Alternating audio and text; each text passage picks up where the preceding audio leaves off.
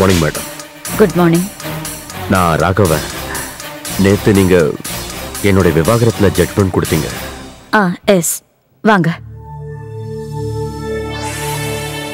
Madam, நான் இப்போ கொஞ்சம் குழப்பத்தில் இருக்கேன்.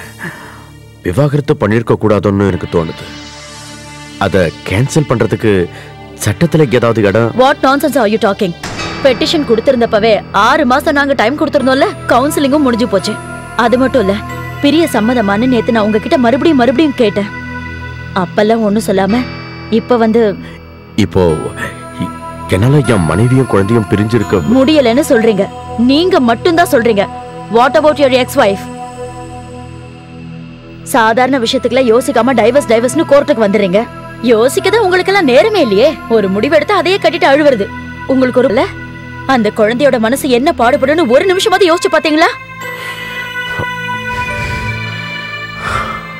No, now I can do nothing. You can go.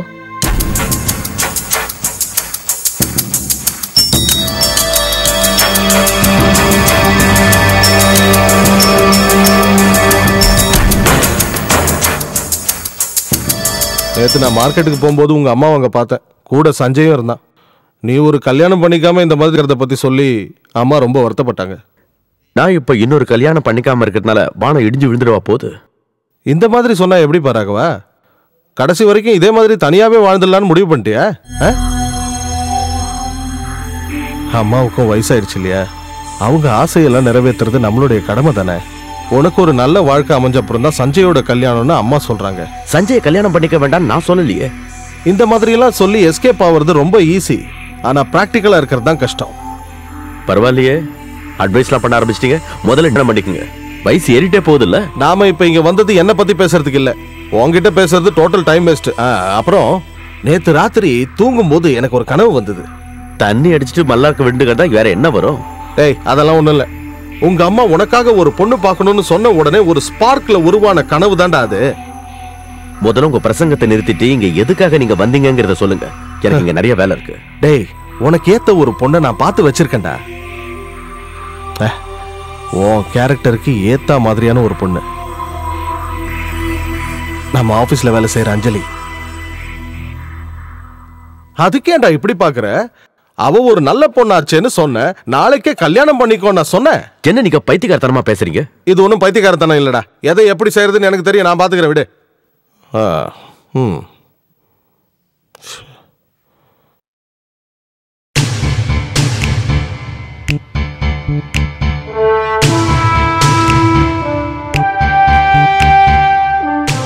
என்னப்பா ஏன் இருக்க? என்னம்மா? உன் மாமா போன் பண்ணியிருந்தாரு. அன்னைக்கு அவரு பாண்டிச்சேரியில ஒரு சம்பந்தம் இருக்குன்னு சொன்னாருல்ல, அவங்க சம்மதம் சொல்லிட்டாங்களா? நீ ஒரு தடவை அந்த பொண்ணை போய் பார்த்துட்டு வந்துரு. இதை தவிர பேசுறதுக்கு உங்களுக்கு வேற எதுவுமே இல்லையா? இல்ல, இப்ப இதுதான் எனக்கு முக்கியம். விஜிக்கு கல்யாண ஏற்பாடு நடக்கிறதா கேள்விப்பட்டேன். நீ மாத்திரம் ஏன்பா இப்படி? அடுத்த ஞாயிற்றுக்கிழமை நீயும் உன் தம்பியும் அங்க போய் பாப்பீங்கன்னு உன் மாமா கிட்ட சொல்லி எது எப்படி இருந்தாலும் நீ பொண்ணை போய் பார்த்துட்டு வா. மத்ததெல்லாம் அப்புறம் பாத்துக்கலாம். என்ன ராகவா ஒன்னும் பேசாம இருக்க? யோசிச்சு பாக்குறேன். யோசிக்க வேண்டாம், கண்டிப்பா போறேன்.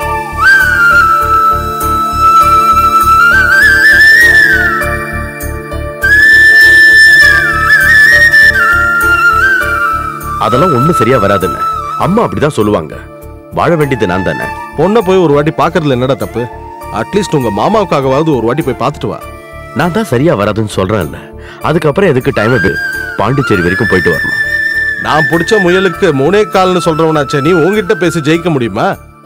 கை கட்டின தூரத்துல ஒரு நல்ல பொண்ணு கிடைச்சா நானே விழுவேன். இங்க பாரு, என் வாயை கலராத. போதும், ஏதாவது வேலை விஷயமா இருந்தா பேசுங்க.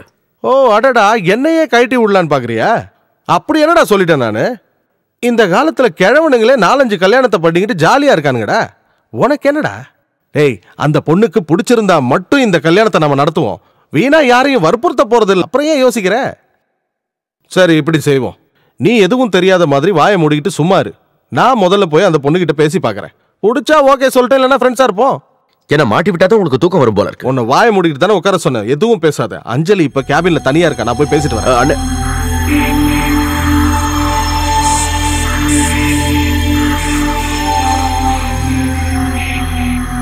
எப்பவும் இந்த மாதிரி கம்ப்யூட்டர்ல டிசைன் பண்ணிக்கிட்டு வரைஞ்சுக்கிட்டு இருக்க. இந்த பில்டிங் ஸ்கெட்ச் மாதிரி லைஃபுக்கும் ஒரு ஸ்கெட்ச் இருக்குல்ல. என்ன ஒண்ணும் பேச மாட்டேங்கிற? நான் சொன்னது கரெக்ட் தானே? சிமெண்ட்டையும் கல்லையும் வச்சு கட்டுற வீடு மாதிரி இல்லையேன்னு நம்ம வாழ்க்கை. ஆடேங்கப்பா, நீ வாயை திறந்து இவ்வளோ பேசுனதே எனக்கு ரொம்ப சந்தோஷமாயிடுச்சுமா. உன்கிட்ட எனக்கு ரொம்ப பிடிச்ச விஷயமே என்ன தெரியுமா? உன்னோட இந்த அமைதி தான். என்ன மாதிரி வளவலன்னு பேசுறவங்கள பார்த்தா எல்லாருமே பயந்து ஓடிடுவாங்கம்மா. அப்புறம் நான் இப்ப வந்தது சீரியஸா ஒரு விஷயத்தை பத்தி பேச. என்னன்னு? நான் கொடுத்த ஸ்கெட்ச்ல ஏதாவது பிரச்சனையா? எம்டி ஏதாவது சொன்னாரா? அதெல்லாம் அவர் ஒன்னும் சொல்லமா. நான் உன் லைஃப பத்தி பேச வந்திருக்கேன்.